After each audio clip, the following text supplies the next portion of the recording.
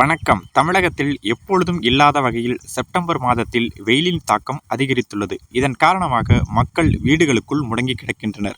April, மே மாத வெப்பத்தை விட தற்பொழுது அனல் காற்று அதிகமாக வீசி வருகிறது.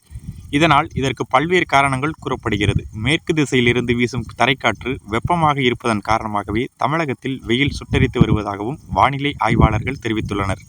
22 ஆண்டுகளுக்கு பின் செப்டம்பர் மாதத்தில் தமிழகத்தில் அதிகபட்ச வெயில் பதிவாகியுள்ளதாக கூறினர். இந்த நிலையில் வரும் நாட்களில் வெயிலின் தாக்கம் எப்படி இருக்கும் என சென்னை வானிலை ஆய்வு மையம் அறிக்கை வெளியிட்டுள்ளது.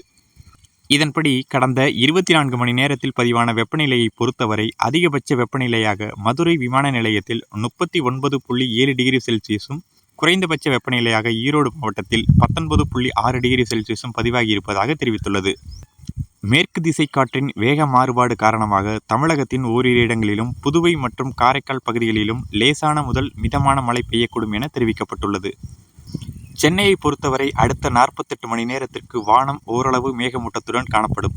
நகரின் ஒரு சில பகுதிகளில் இடி மின்னலுடன் கூடிய லேசான முதல் மிதமான மழை பெய்ய வாய்ப்புள்ளது.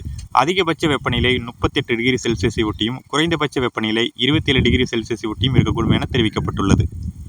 இதனிடையே தமிழகத்தில் வெயிலின் தாக்கம் உச்சத்தை அடைந்துள்ளது. இந்த நிலையில் வெயிலின் தாக்கம் எப்பொழுது குறையும், மழை எப்பொழுது பெய்யும் என தனியார் வானிலை ஆய்வாளர் பிரதீப் ஜான் கூறுகையில், தமிழகத்தில் செப்டம்பர் மாதத்தில் இல்லாத வகையில் வெயிலின் தாக்கம் அதிகரித்துள்ளதாக தெரிவித்துள்ளார்.